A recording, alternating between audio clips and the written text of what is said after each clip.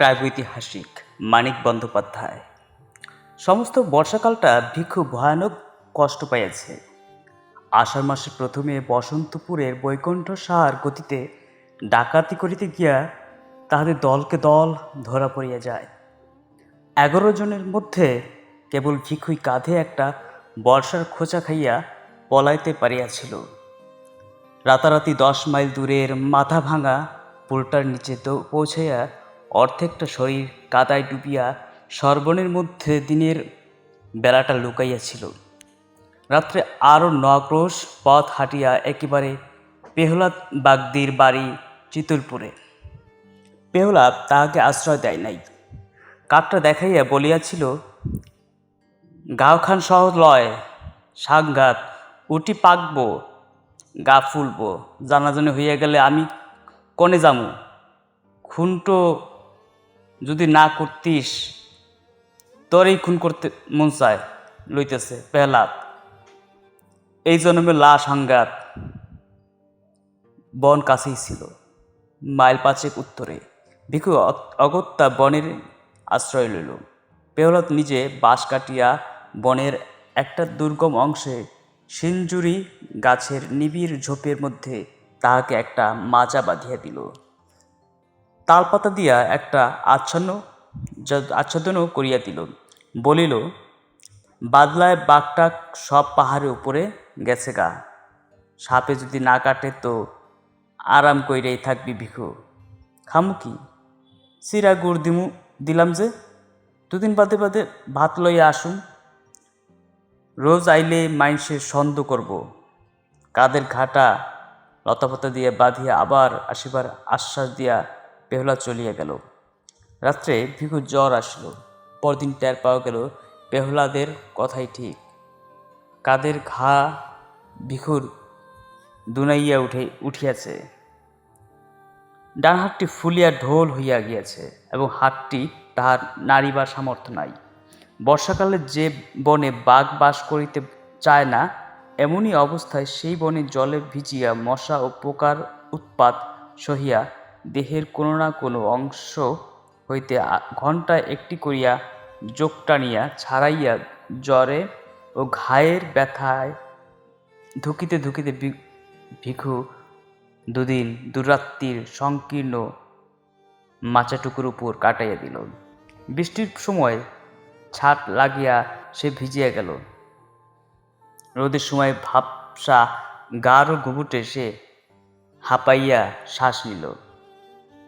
পোকার অত্যাচারে দিবারাত্রি তাহার এক মুহূর্তে স্বস্তি রহিল না। পেহলাদ কয়েকটা বিড়ি দিয়া গিয়াছিল, সেগুলি ফুরাইয়া গিয়াছে। 3-4 দিনের মতো চিরা আছে বটে, কিন্তু গুড় একটুও নাই। গুড় ফুরাইছে, কিন্তু গুড়ের লোভে যে লাল পিঁপড়াগুলি ঝাঁক বাঁধিয়া আসিয়াছিল, তাহারা এখনো মাচার উপরে ভিড় করিয়া আছে। ওদের হতাশার জ্বালা ভিখুই অবিরত ভোগ করিতেছে সর্বাঙ্গে। মনে মনে পেহলাদের মৃত্যু কামনা করিতে করিতে ভিখু তবু বাঁচিবার জন্য প্রাণপণে যুজিতে লাগিল। যেদিন পেহলাদের আসিবার কথা, সেদিন সকালে কলসির জলটাও তাহার ফুরাইয়া গেল। বিকাল পর্যন্ত পেহলাদের জন্য অপেক্ষা করিয়া তৃষ্ণার পীড়ন আর সহিতে না পারিয়া কলসিটা লইয়া সে যে কত কষ্টে খানিক দূরের নালা হইতে আধ কলসি জল ভরি আনিয়া আবার মাচায় উঠিল, তাহার বর্ণনা হয় না। অসহ্য ক্ষুধা পাইলে চিরা চিবাইয়া সে পেট ভরাইল। এক হাতে ক্রমাগত পোকা ও পিঁপড়াগুলি টিপিয়া মারিল। বিষাক্ত রস শুষিয়া লইবে বলিয়া যোগ ধরিয়া নিজেই ঘায়ের চারিদিকে লাগাইয়া দিল। সবুজ রঙের একটা সাপকে একবার মাথার কাছে সিঞ্জুরি গাছের পাতার ফাঁকি উকি দিতে দেখিয়া পুরা 2 ঘণ্টা লাঠি হাতে সেদিকে চাহিয়া বসিয়া রহিল এবং তাহার পর 2-1 ঘণ্টা অন্তরই চারিদিকে ঝোপে ঝপাঝপ লাঠির বাড়ি দিয়া যথাসাধ্য শব্দ করিয়া সাপ তাড়াইতে লাগিল। মরিবে না, সে কিছুতেই মরিবে না। বনের পশু যে অবস্থায় বাঁচে না, সেই অবস্থায় মানুষ সে বাঁচবেই। পেহলাদ গ্রামান্তরে কুটুম বাড়ি গিয়াছিল। পরদিনও সে আসিল না। কুটুম বাড়ির বিবাহোৎসবে তারিখ হইয়া তাড়ি টানিয়া বেহুশ হইয়া পড়িয়া রহিল। বনের মধ্যে ভিখু কিভাবে দিন রাত্রি কাটাইতেছে 3 দিনের মধ্যে সে কথা একবার তাহার মনেও পড়িল না। ইতিমধ্যে ভিক্ষুর ঘা পচিয়া উঠিয়া লালচে রস গড়াইতে আরম্ভ করিয়াছে। শরীরও তাহার অল্প অল্প ফুলিয়াছে, জ্বরটা একটু কমিয়াছে, কিন্তু সর্বাঙ্গের অসহ্য বেদনা দম ছুটানো তারির নেশার মতো ভিক্ষুকে আচ্ছন্ন অভিভূত করিয়া ফেলিয়াছে। সে আর এখন ক্ষুধা তৃষ্ণা অনুভব করতে পারে না। যোগেরা তাহার রক্ত শুষিয়া শুষিয়া কচি পটলের মতো ফুলিয়া উঠিয়া আপনা হইতেই নিচে খসিয়া পড়িয়া যায়, সে টেরও পায় না। পায়ের ধাক্কায় জলের কলসিটা একসময় নিচে পড়িয়া ভাঙিয়া যায়। বৃষ্টির জলে ভিজিয়া পুটলির মধ্যে চিরাগুলি পচিতে আরম্ভ করে। রাত্রে তাহার গন্ধে আকৃষ্ট হইয়া মাচার আশপাশে শিয়াল ঘুরিয়া বেড়ায়। কুটুমবাড়ি হইতে ফিরিয়া বিকেলের দিকে ভিখুর খবর লইতে গিয়া ব্যাপার দেখিয়া পেহলাদ গম্ভীরভাবে মাথা নাড়িল। ভিখুর জন্য 1 বাটি ভাত ও কয়েকটি পুঁটি মাছ ভাজা আর একটু পুঁই চচ্চড়ি সে সঙ্গে লইয়া গিয়াছিল।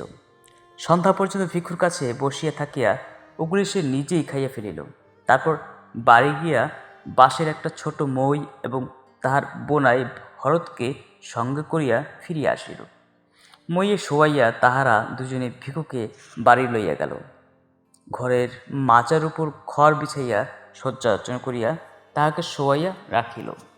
আর এমনি শক্ত প্রাণ ভিখুর যে শুধু এই আশ্রয়টুকু পাইয়েই বিনা চিকিৎসায় ও একরকম বিনা যত্নেই 1 মাস মুমূর্ষ অবস্থায় কাটাইয়া সে ক্রমে ক্রমে নিশ্চিন্ত মরণকে জয় করিয়া ফেলিল। কিন্তু ডান হাতটি তাহার আর ভালো হইল না। গাছের মরা ডালের মতো শুকাইয়া গিয়া অবশ অকর্মণ্য হইয়া পড়িল। প্রথমে অতি কষ্টে হাতটা সে একটু নাড়িতে পারিত, কিন্তু শেষ পর্যন্ত সে ক্ষমতাটুকু তাহার নষ্ট হইয়া গেল। কাঁধের ঘাটা শুকাইয়া আসিবার পর বাড়িতে বাহিরের লোক কেহ উপস্থিত না থাকিলে ভিখু তার একটিমাত্র হাতের সাহায্যে মাঝে মধ্যে বাঁশের মই বাহিয়া নিচে নামিতে লাগিল এবং একদিন সন্ধ্যার সময় এক কাণ্ড করিয়া বসিল। পেহলদ সে সময় বাড়ি ছিল না। ভরতের সঙ্গে তারি গিলিতে বহিয়া বাহির হইয়া গিয়াছিল। পেহলদের বোন গিয়াছিল ঘাটে। পেহলদের বউ ছেলেকে ঘরে শোয়াইতে আসিয়া ভিখুর চাহনি দেখিয়া তাড়াতাড়ি পলাইয়া যাইতেছিল। ভিখু তাহার একটা হাত চাপিয়া ধরিল, কিন্তু পেহলাদের বউ বাগদির মেয়ে। দুর্বল শরীরে বা হাতে তাহাকে আয়ত্ত করা সহজ নয়। এক ঝটকায় হাত ছাড়াইয়া সে গাল দিতে চলিয়া গেল। পেহলদ বাড়ি ফিরিলে সব বলিয়া দিল। তারই নেশায় পেহলদের মনে হইল এমন নেমক খারাপ মানুষটাকে একেবারে খুন করিয়া ফেলাই কর্তব্য। হাতের মোটা বাঁশের লাঠিটা বউয়ের পিঠে এক ঘা বসাইয়া দিয়া ভিখুর মাথা ফাটাইতে গিয়া নেশার মধ্যেও কিন্তু টের পাইতে বাকি রহিল না যে কাজটা যত বড় কর্তব্যই হোক সম্ভব একেবারেই নয়। ভিখু তাহার ধারালো দাঁটি বা হাতে শক্ত করিয়া বাগাইয়া ধরিয়া আছে, সুতরাং খুনাখুনির পরিবর্তে তাহাদের মধ্যে কিছু অশ্লীল কথার আদান প্রদান হইয়া গেল। শেষে পেহলদ বলিল, তোর লাগিয়া আমার 7 টাকা খরচ গেছে, টাকাটা দে, দিয়া বাইর আমার বাড়ি থাইকা, দূর হ।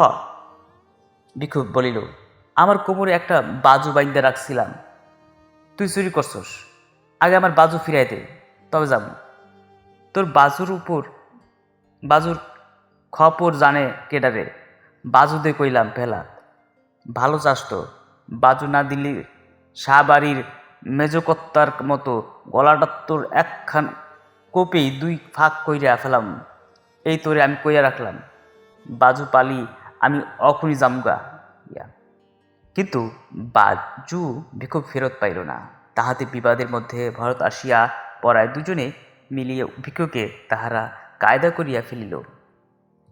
পেহলদের বাহুমূলে একটা কামড় বসাইয়া দেওয়া ছাড়া দুর্বল ও পঙ্গু ভিখু আর বিশেষ কিছুই করিয়া উঠিতে পারিল না। প্রহ্লাদ ও তাহার বোনাই তাহাকে মারিতে মারিতে আধমরা করিয়া ফেলিয়া বাড়ির বাহির করিয়া দিল। ভিখুর শুকাইয়া আসা ঘা ফাটিয়া রক্ত পড়িতেছিল। হাত দিয়া রক্ত মুছিতে মুছিতে ধুকিতে ধুকিতে সে চলিয়া গেল। রাত্রির অন্ধকারে সে কোথায় গেল কেহই তাহা জানিতে পারিল না বটে। কিন্তু দুপুর রাতে প্রহ্লাদের ঘর জ্বালিয়া উঠিয়া বাগদি পাড়ার বিষম হইচই বাঁধাইয়া দিল। প্রহ্লাদ কপাল চাপড়ায় বলিতে লাগিল, হায় সর্বনাশ, হায় সর্বনাশ, ঘরকে আমার শনি আইছিল, হায় সর্বনাশ। কিন্তু পুলিশের টানাটানির ভয়ে মুখ ফুটিয়া বেচারা ভিখুর নামটা পর্যন্ত করিতে পারিল না।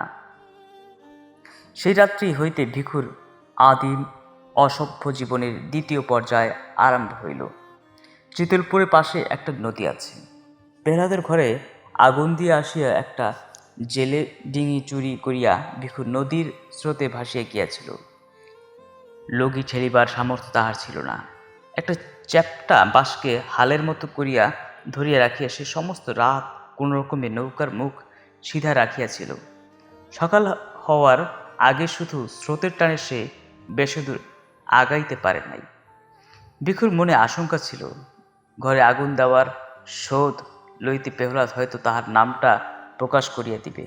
মনের জ্বালায় নিজের অসুবিধার কথাটা ভাবিবে না।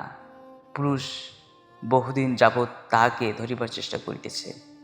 বৈকুণ্ঠ সাহার বাড়িতে খুনটা হওয়ার ফলে চেষ্টা তাহাদের বাড়িয়াছে, বই কমে নাই। প্রহ্লাদদের কাছে খবর পাইলে পুলিশ আশেপাশে চারিদিকে তাহার খোঁজ করিবে। 20-30 মাইলের মধ্যে লোকালয়ে মুখ দেখানো তাহার পক্ষে বিপদের কথা। কিন্তু ভিখু তখন মরিয়া হইয়া উঠিয়াছে। কাল বিকাল হইতে তাহার পক্ষে বিপদের কথা। সে কিছু খায় নাই। 2 জোয়ান মানুষের হাতে বেদম মার খাইয়া এখনো দুর্বল শরীরটা তাহার ব্যথায় আড়ষ্ট হইয়া আছে।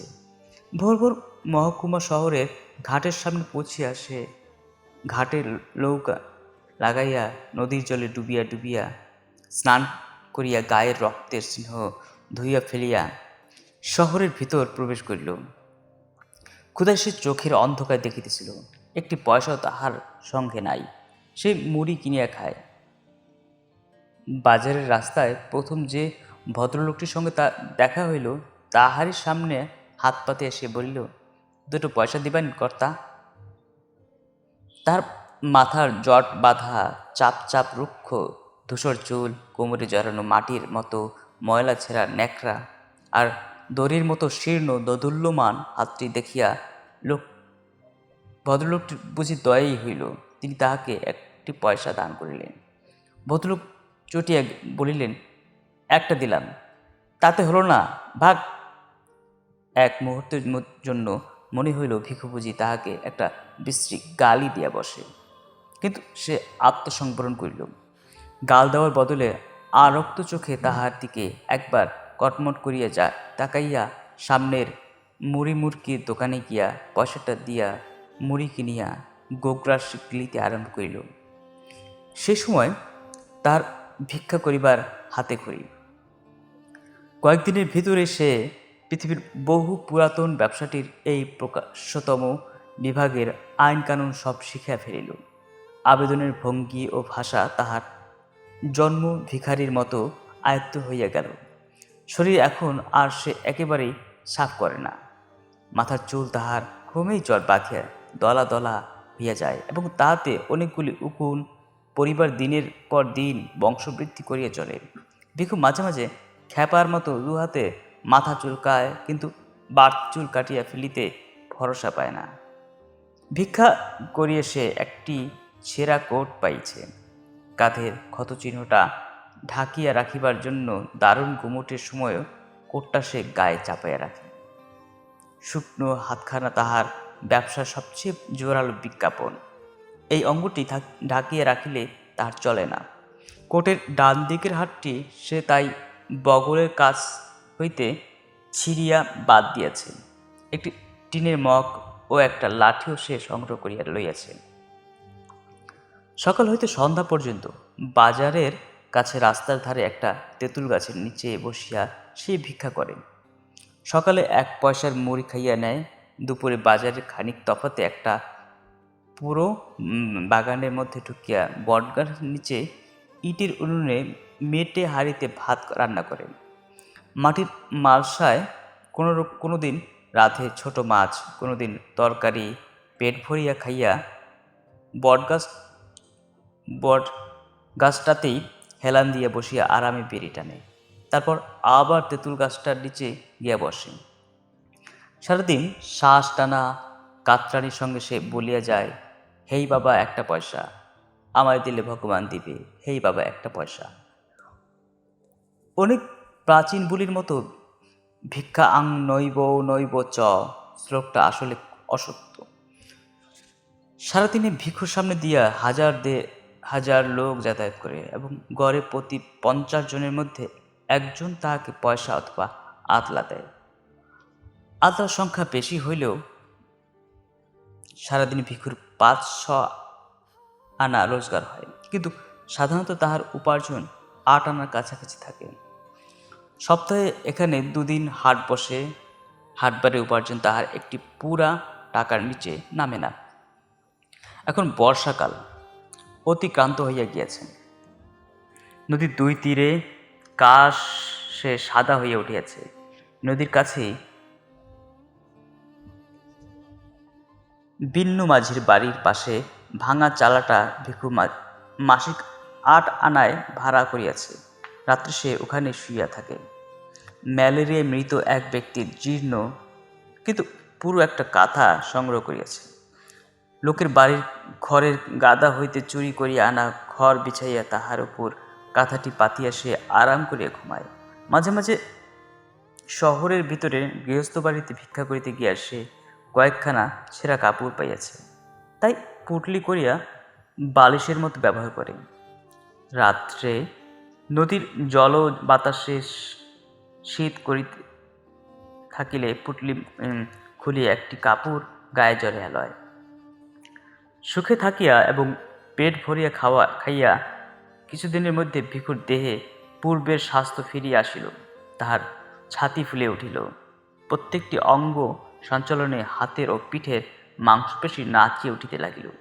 অবরুদ্ধ শক্তির উত্তেজনায় ক্রমে ক্রমে তাহার মেজাজ উদ্যত ও অসহিষ্ণু হইয়া পড়িল। অভ্যস্ত বুলি আওড়াইয়া কাতরভাবে সে এখনো ভিক্ষা চায়, কিন্তু ভিক্ষা না পাইলে তার ক্রোধের সীমা থাকে না। পথের লোকজন না থাকিলে তাহার প্রতি উদাসীন প্রতীককে সে অশ্লীল গাল দিয়া বসে। 1 পয়সার জিনিস কিনিয়া ফাও না পাইলে দোকানিকে মারিতে ওঠে। নদীর ঘাটে মেয়েরা স্নান করিতে নামিলে ভিক্ষা চাহিবার ছলে জলের ধারে গিয়া দাঁড়ায়। মেয়েরা ভয় পাইলে সে খুশি হয় এবং সরিয়া যাইতে বলিলে নড়ে না, দাঁত বাহির করিয়া দুর্বিনীত হাসি হাসে। রাত্রে স্বরচিত শয্যায় সে ছটফট করে। নারী সঙ্গহীন এই নিরুৎসব জীবন আর তার ভালো লাগে না। অতীতের উদ্দাম ঘটনাবহুল জীবনটি তাহার মন হাহাকার করে। তারি দোকানে ভারে ভারে তারি গিলিয়া সে হল্লা করিত। টলিতে টলিতে বাসির ঘরে গিয়া উন্মত্ত রাত্রি যাপন করিত। আর মাঝে মাঝে দল বাঁধিয়া গভীর রাত্রে গৃহস্থের বাড়ি চড়াও হইয়া সকলকে মারিয়া কাটিয়া টাকা গহনা লুটিয়া রাতারাতি উধাও হইয়া যাইত। স্ত্রীর চোখের সামনে স্বামীকে বাঁধিয়া মারিলে তাহার মুখে যে অবর্ণনীয় ভাব দেখা দিত, পুত্রের অঙ্গ হইতে ফিনকি দিয়া রক্ত ছুটিলে মাঝে করিয়া আর্তনাদ করে উঠিত, মশালের আলোয় সে দৃশ্য দেখা আর আর্তনাদ শোনার চেয়ে উন্মাদনা কর নেশা জগতে আর কি আছে। পুলিশের ভয়ে গ্রাম হইতে গ্রামান্তরে পালাইয়া বেড়াইয়া আর বনে জঙ্গলে লুকাইয়া থাকিয়া যেন তখন সুখী ছিল। তার দলের অনেকেই বারবার ধরা পড়িয়া জেল খাটিয়াছে, কিন্তু জীবনে একবারে বেশি পুলিশ তাহার নাগাল পায় নাই। রাখু বাগদির সঙ্গে পানাহার শ্রীপতি বিশ্বাসের বোনটাকে যেবার সে চুরি করিয়াছিল, সেইবার রাত 7 বছরের জন্য তাহার কয়েদ হইয়াছিল, কিন্তু 2 বছরের বেশি কেউ তাহাকে জেলে আটকাইয়া রাখিতে পারে নাই। এক বর্ষায় সন্ধ্যায় জেলের প্রাচীর ডিঙিয়া সে পলাইয়াছিল। তারপর একা সে গৃহস্থ বাড়িতে ঘরের বেড়া কাটিয়া চুরি করিয়াছে। দিন দুপুরে পুকুর ঘাটে একাকিনী গৃহস্থ বধূর মুখ চাপিয়া গলার হার হাতের বালা খুলিয়া লইয়াছিল। রাখুর বউকে সঙ্গে নিয়া নোয়াখালী হইয়া সমুদ্র ডিঙাইয়া পাড়ি দিয়াছে, একেবারে হাতিয়ার। 6 মাস পরে রাখুর বউকে হাতিয়ায় ফেলিয়া আসিয়া পরপর 3বার 3টা দল করিয়া দূরে দূরে কত গ্রামে যে ডাকাতি করিয়া বেড়াইছে, তাহার সবগুলির নামও এখন তাহার স্মরণ নাই। তারপর সেই দিন বৈকুণ্ঠ সাহার মেঝ বাইটার গলাটা সে দায়ের এক কোপে 2 ফাঁক করিয়া দিয়া আসিয়াছে। কি যেমন তাহার ছিল, এখন কি হইয়াছে? মানুষ খুন করিতে যাহার ভালো লাগিত, সে আজ ভিক্ষা না দিয়া চলিয়া গেলে পথচারীকে একটি টিটকারি দেওয়ার মধ্যে মনের জ্বালা নিঃশেষ করে। দেহের শক্তি তাহার এখনো তেমনি অক্ষুণ্ণ আছে। সে শক্তি প্রয়োগ করিবার উপায়টাই তাহার নাই। কত দোকানে গভীর রাত্রে সামনে টাকার থোক সাজাইয়া একা বসিয়া দোকানি হিসাব মেলায়। বিদেশগত কত পুরুষের গৃহে মেয়েরা থাকে একা। এদিকে ধারালো একটা অস্ত্র হাতে ওদের সামনে হুমকি দিয়া পড়িয়া একদিনে বড়লোক হওয়ার পরিবর্তে বিন্নু মাঝির চালাটার নিচে সে চুপচাপ শুয়ে থাকে। ডান হাতটাকে অন্ধকারে হাত বুলাইয়া ভিখুর আফসোসের সীমা থাকে না।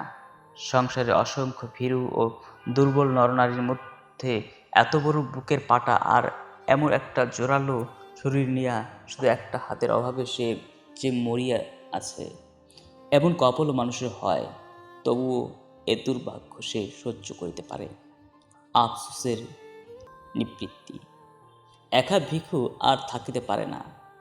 বাজারে ঢুকিবার মুখে একটি ভিখারিনী ভিক্ষা করিতে বসে। বয়স তাহার বেশি নয়, দেহের বাঁধনীয় বেশ আছে, কিন্তু একটা পায়ের হাঁটুর নিচ হইতে পাতা পর্যন্ত তাহার থকথকে তৈলাক্ত ঘা।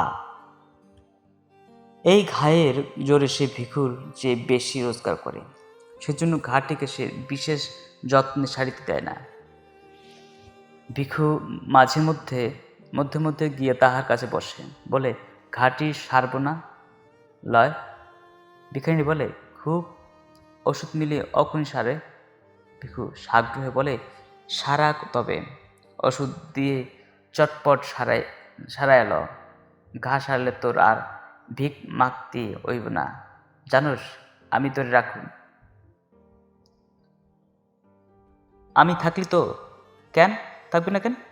খাওয়ামু পরামু আরামে রাখমু, পায়ের পরনে পা দিয়া ঘাট হইয়া বইয়া থাকবি না করস তুই কি এর লাগে?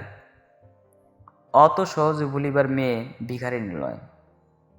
খানিকটা তামাক পাতা মুখে গুজিয়ে এসে বলে, 2 দিন বাদে মোরে যখন তুই খেদাইয়া দিবি ঘা মুই তখন পামু কুয়ানে।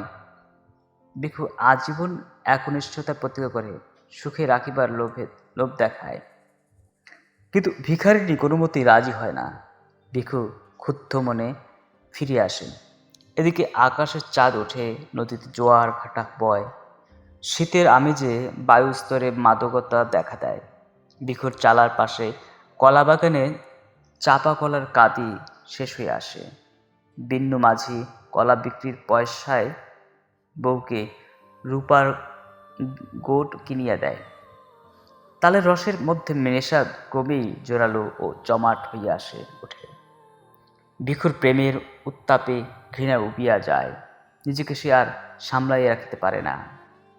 একদিন সকালে উঠিয়েই সে ভিখারিনীর কাছে যায়, বলে, আচ্ছা ঘা লইয়েই চল।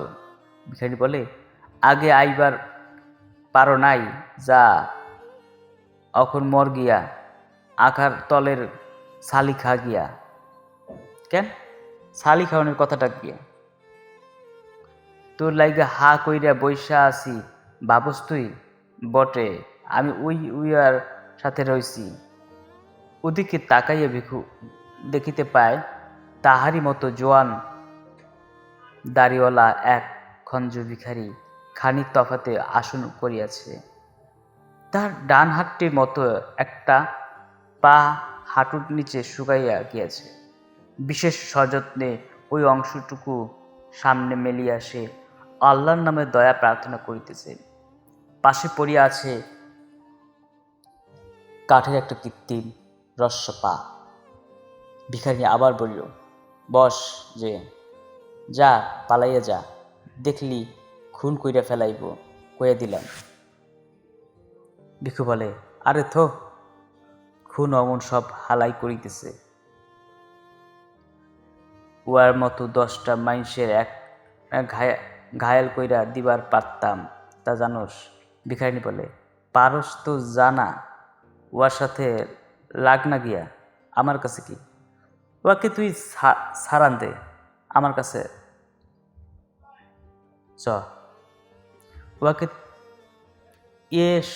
ইরে শোনা, তামুক খাবা, ঘা দেইখা পিছাইছিলি, তোর লগে আর খাতির কিরে ভেলার পুত? উয়ারে সারুম কেন? উয়ার মতো কামাস তুই? ঘর আছে তোর? ভাগবি তো ভাগ, নইলে গাল দিম কইলাম। ভিখু তখনকার মতো প্রস্থান করে, কিন্তু হাল ছাড়ে না। ভিখারিণীকে একা দেখিলেই কাছে আসিয়া দাঁড়ায়, ভাব জমাইবার চেষ্টা করিয়া বলে, তোর নামটা কি যা? এমনি তাহার পরিচয়হীন যে এতকাল পরস্পরের নাম জিজ্ঞাসা করিবার প্রয়োজনও তাহারা বোধ করে নাই। ভিখারির কালো দাঁতের ফাঁকে হাসে, ফের লাগাতে আইসস? হই, ও বুড়ির কাছে যা। ভিখু তাহার কাছে উবু হইয়া বসে।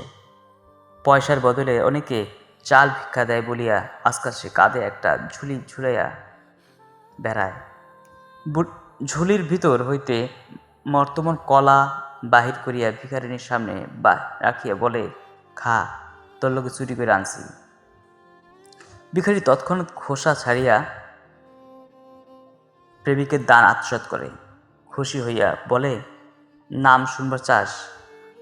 পাসি কয় মোরে, পাসি। তুই কলা দিছস? নাম কইলাম, এবারে ভাগ। ভিখু উঠিবার নাম করে না, অথবা একটা কলা দিয়া শুধু নাম শুনিয়া খুশি হওয়ার মতো শৌখিন সে নয়। যতক্ষণ পারে ধুলার উপর উবু হইয়া বসিয়া পাঁচির সঙ্গে সে আলাপ করে। ওদের স্তরে নামিয়া না গেলে সে আলাপকে কেহ আলাপ বলিয়া চিনিতে পারিবে না। মনে হইবে পরস্পরকে তাহারা যেন গাল দিতেছে। পাঁচির সঙ্গীটির নাম বশির, তার সঙ্গেও সে একদিন আলাপ জমাইবার চেষ্টা করিল। সেলাম মিয়া, বশির বলিল, এদিকে ঘোরাফেরা কি জন্য? সেলাম মিয়া হতিছে। লাঠির এক ঘায়ে শিরাটি ছেচ্চা দিমুনে। দুজনে খুব খানিকটা গালাগালি হইয়া গেল। ভিখুর হাতে লাঠি ও বশিরের হাতে মস্ত একটা পাথর থাকায় মারামারিটা আর হইল না। দিনের তেঁতুল গাছের তলায় ফিরিয়া যাওয়ার আগে ভিখু বলিল, তোরে নিপাত করতেছি। বশির বলিল, ফের উয়ার সাথে বাতচিত করলি জানে মেরে দিমু। আল্লাহর কিরে! এই সময় ভিখুর উপার্জন কমিয়া আসিল। পথ দিয়া প্রত্যহ নতুন নতুন লোক যাতায়াত করে না। একেবারে প্রথমবারের জন্য যাহারা পথটি ব্যবহার করে, দৈনন্দিন পথিকদের মধ্যে তাহাদের সংখ্যা 2 মাসের ভিতরেই মুষ্টিমেয় হইয়া আসে। ভিক্ষুকে একবার তাহারা একটা পয়সা দিয়াছে, পুরা তাহাকে দান করিবার প্রয়োজন তাহাদের অনেকেই বোধ করে না। সংসারে ভিখারির অভাব নাই। কোন রকমে ভিখুর পেট চলিতে লাগিল। হাটবার ছাড়া রোজগারের একটি পয়সাও সে বাঁচাইতে পারিল না। সে ভাবনায় পড়িয়া গেল। শীত পড়িলে খোলা চালার নিচে থাকা কষ্টকর হইবে। যেখানে হোক চারদিক ঘেরা যেমন তেমন ঘর একখানা তাহার চাই। মাথা গজিবার একটা ঠাই, আর দুবেলা খাইতে না পাইলে কোনো যুবতী ভিখারিণী তাহার সঙ্গে বাস করিতে রাজি হইবে না। অথচ উপার্জন তাহার যেভাবে কমিয়া আসিতেছে, এভাবে কমিতে থাকিলে শীতকালে নিজেই হয়তো পেট ভরিয়া খাইতে পাইবে না। যেভাবে হোক আয় তাহাকে বাড়াইতেই হইবে। এখানে থাকিয়া আয় বাড়াইবার কোনো উপায় সে দেখিতে পায় না। চুরি ডাকাতির উপায় নাই, মজুর খাটিবার উপায় নাই। একেবারে খুন করিয়া না ফেলিলে কাহারও কাছে অর্থ ছিনাইয়া লওয়া এক হাতে সম্ভব নয়। পাঁচিকে ফেলিয়া সে এই শহর ছাড়িয়া কোথাও যাইতে তাহার ইচ্ছা হয় না। আপনার ভাগের বিরুদ্ধে ভিখুর মন বিদ্রোহী হয়ে ওঠে। তাহার চালার পাশে বিন্নু মাঝির সুখী পারিবারিক জীবনটা তাহাকে হিংসায় জর্জরিত করিয়া দেয়। একদিন বিন্নুর ঘরে আগুন ধরাইয়া দিবার জন্য মন ছটফট করিয়া ওঠে। নদীর ধারে খ্যাপার মতো ঘুরিতে ঘুরিতে তার মনে হয় পৃথিবীর যত খাদ্য ও যত নারী আছে একা সব দখল করিতে না পারিলে তার তৃপ্তি হইবে না। আর কিছুকাল ভিখু এমনই অসন্তোষের মধ্যে কাটাইয়া দিল। তারপর একদিন গভীর রাত্রে ঝুলির মধ্যে তাহার সমস্ত মূল্যবান জিনিস ভরিয়া জমানো টাকা কোটি কোমরের কাপড়ে শক্ত করিয়া বাঁধিয়া ভিখু তাহার চালা হইতে বাহির হইয়া পড়িল। নদীধারে একদিন সে হাতখানেক লম্বা একটা লোহার শিক কুড়াইয়া পাইয়াছিল। অবসর মতো পাথরে ঘষিয়া শিকটি একটা মুখ সে চোখা করিয়াছে। সে অস্ত্রটি সে ঝুলির মধ্যে ভরিয়া সঙ্গে লইল। অমাবস্যার অন্ধকারে আকাশ ভরা তারা তখন ঝিকিমিকি ঘুরিতেছে। ঈশ্বরের পৃথিবীতে শান্ত স্তব্ধতা। বহুকাল পরে মধ্যরাত্রির জনহীন জগতে মনের মধ্যে ভয়ানক একটা কল্পনা লইয়া বিচরণ করিতে হইয়া ভিখুর অকথনীয় উল্লাস বোধ হইল। নিজের মনে অস্ফুট স্বরে সে বলিয়া উঠিল, বাটি লইয়া ডানটির যদি রেহাই দিতাম ভগবান। নদীর ধারে ধারে আধ মাইল হাঁটিয়া গিয়া একটা সংকীর্ণ পথ দিয়া সে শহরে প্রবেশ করিল। বাজার বা হাতি রাখিয়া ঘুমন্ত শহরের বুকে ছোট ছোট অলিগলি দিয়া শহরের অপর প্রান্তে গিয়া পৌঁছিল। শহরে যাওয়ার পাকা রাস্তাটি এখান দিয়া শহর হইতে বাহির হইয়াছে। নদী ঘুরিয়া আসিয়া 2 মাইল তফাৎ এই রাস্তায় পাশে মাইলখানেক রহিয়া গিয়া আবার দক্ষিণে দিয়া পরিবর্তন করিয়াছে। কিছুদূর পর্যন্ত রাস্তার দুদিকে ফাঁকে ফাঁকে 2-1টি বাড়ি চোখে পড়ে। তারপর ধানের ক্ষেত ও মাঝে মাঝে জঙ্গলাকীর্ণ পতিত ডাঙার দেখা পাওয়া যায়। এমনি একটি জঙ্গলের ধারে জমি সাফ করিয়া 5-7 খানা কুড়ে তুলিয়া কয়েকটা হতভাগা মানুষ একটি দরিদ্রতম পল্লী স্থাপন করিয়াছে। তার মধ্যে একটি কুড়ে বসিরের। ভোরে উঠিয়া ঠকঠক শব্দে কাঠির পা ফেলিয়া সে শহরে ভিক্ষা করিতে যায়। সন্ধ্যার সময় ফিরিয়া আসেন। পাচি গাছের পাতা জ্বালাইয়া ভাত রাঁধে। বসির টানে তামাক। রাত্রে পাচির পায়ের ঘায়ের ন্যাকড়ার পটি জড়ায়। বাঁশের খাটে পাশাপাশি শুইয়া তাহাদের কাটা কাটা কদর্য ভাষায় গল্প করিতে করিতে তাহারা ঘুমাইয়া পড়ে। তাহাদের নীড়, তাহাদের শয্যা ও তাহাদের দেহ হইতে একটা ভাবসা পচা দুর্গন্ধ উঠিয়া ঘরের চালের ফুটা দিয়া বাহিরের বাতাসে মিশিতে থাকে। ঘুমের ঘরে বসির নাক ডাকা পাচি বিড়বিড় করিয়া থাকে। ভিখু এ কদিন ওদের পিছু পিছু আসিয়া ঘর দেখিয়া গিয়াছিল। অন্ধকারে সাবধানে ঘরের পিছনে গিয়া বেড়ার ফাঁকে কান পাতিয়া সে কিছুক্ষণ কচুবনের মধ্যে দাঁড়াইয়া রহিল। তারপর ঘুরিয়া ঘরের সামনে আসিল।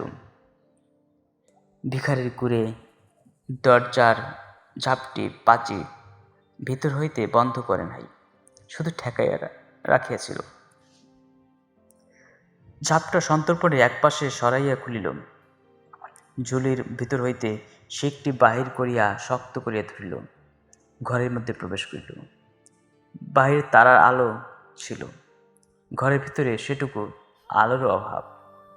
দেশলাই জ্বালিবার অতিরিক্ত হাত নাই। ঘরের মধ্যে দাঁড়াইয়া ভিখু ভাবিয়া দেখিল, বসিরের হৃৎপিণ্ডের অবস্থানটি নির্ণয় করা সম্ভব নয়। বা হাতের আঘাত ঠিক জায়গা মতো না পড়িলে বসির গোলমাল করিয়া সুযোগ পাইবে, তাহাতে মুশকিল অনেক। কয়েক মুহূর্ত চিন্তা করিয়া বসিরের শিওরের কাছে সরিয়া গিয়া একটিমাত্র আঘাতে ঘুমন্ত লোকটার তালুর মধ্যে শিকের চোখার দিকটা সে প্রায় 3 আঙ্গুল ভিতরে ঢুকাইয়া দিল। অন্ধকারে আঘাত কতদূর মারাত্মক হইয়াছে বুঝিবার উপায় ছিল না। শিকটা মাথার মধ্যে ঢুকিয়াছে টের পাইয়া ভিখু তাই নিশ্চিন্ত হইতে পারিল না। এক হাতে সবলে বসিরের গলা চিপিয়া ধরিল। পাচি বলিল, চুপ থাক। পাচিকে বলিল, চুপ থাক, চিল্লাবি তো তোরও মাইরা ফেলামু। পাচি চেঁচাইল না, ভয়ে গঙ্গাইতে লাগিল। ভিখু তখন আবার বলিল, একটুকু আওয়াজ লয়, ভালো চাস তো একদম চুপ মাইরা থাক। বসির নিস্পন্দ হইয়া গেলেন। ভিখু তাহার গলা হইতে হাত সরাইয়া লইল। দম লইয়া বলিল, আলোটা জ্বালাইয়া দে পাচি। পাচি আলো জ্বালিলে ভিখু পরম তৃপ্তির সঙ্গে নিজের কীর্তি দেখিয়া চাহিয়া দেখিল। একটিমাত্র হাতের সাহায্যে অমন জোয়ান মানুষটাকে ঘায়েল করিয়া গর্বের তাহার সীমা ছিল না। পাঁচুর দিকে তাকাইয়া সে বলিল, দেখছস কেডাগারে খুন করলো, দেখছস? তখন পই পই কইরা কইলাম, মিয়াবাই গোড়ার ডিঙ্গাইয়া ঘাস খাইবার লাইবার গো, ছাড়ান দাও। শূন্যে মিয়াবাইয়ের ওইল গোসা, কয় কিনা শির সেচ্ছে দিমু। দেন গো দেন, শির সেচ্ছে দেন মিয়াবাই। বসিরের মৃতদেহের সামনে ব্যঙ্গ ভরে মাথাটা একেবারে নত করিয়া ভিখু মাথা তুলাইয়া হা হা করিয়া হাসিতে লাগিল। সহসা ক্রুদ্ধ হইয়া বলিল, স্যারাইন বোবা কেন গো? আরে কথা ক, হার হাবাইত্যা মাইয়া, তোরে দিমু নাকি সাবার করিয়া? পাচি কাঁপিতে কাঁপিতে বলিল, এবারে কি করবি? দেখ কি করি। পয়সা করি কনে গুইনা রাখছে, আগে তাই ক। বসিরের গোপন সঞ্চয়ের স্থানটি পাচি অনেক কষ্টে আবিষ্কার করিয়াছিল। ভিখুর কাছে প্রথমে সে অজ্ঞতার ভান করিল, কিন্তু ভিখু আসিয়া চুলের মুঠি চাপিয়া ধরিলে প্রকাশ করতে পথ পাইল না। বসির সমস্ত জীবনের সঞ্চয় কম নয়, টাকার আধুলিতে 100 টাকার উপর। একটা মানুষকে হত্যা করিয়া ভিখু পূর্বে ইহার চেয়ে বেশি উপার্জন করিয়াছে। তবু সে খুশি হইল, বলিল, কি নিবি পুটলি, বাইধা ফালা পাচি, তারপর রাইত থাকতে মেলা করি, খানিক বাদে নবমীর চান্দ উঠিব, আলোয় পথটুকু পার হমু। পাচি পুটলি বাঁধিয়া লইল। তারপর ভিখুর হাত ধরিয়া খোঁড়াইতে খোঁড়াইতে ঘরের বাহির হইয়া রাস্তায় গিয়ে উঠিল। পূর্বাকাশের দিকে চাহিয়া ভিখু বলিল, অখনই চাঁদ উঠব পাচি। পাচি বলিল, আমরা যাবো কোনে? সদর ঘাটে না, চুরি করব। বিয়ানে সিপ্তিপুরের সামনে জংলার মধ্যে ঢুইক্কা থাকুম, রাইতে একদম সদর। পা চালাইয়া চল পাচি, 1 কোষ পথ হাঁটন লাগবো। পায়ের ঘা লইয়া তাড়াতাড়ি চলিতে পাচির কষ্ট হইতেছিল। ভিখু সহসা এক সময় দাঁড়াই বলিল, পাইনি তুই ব্যথা পাস পাচি? হ, ব্যথা জানায়। পিঠে চাপামু? পারবি কেন? পারুম, আয়। ভিখুর গলা জড়াইয়া ধরে পাচি তাহার পিঠের উপর ঝুলিয়া রহিল। তার দেহের ভারে সামনে ঝুঁকিয়ে ভিখু জোরে জোরে পথ চলিতে লাগিল। পথে দুদিকে ধানের ক্ষেত আবছা আলোয় নিঃসারে পড়িয়াছে। দূরে গ্রামের গাছপালার পিছন হইতে নবমীর চাঁদ আকাশে উঠিয়া আসিয়াছে। ঈশ্বরের পৃথিবীতে শান্ত স্তব্ধতা।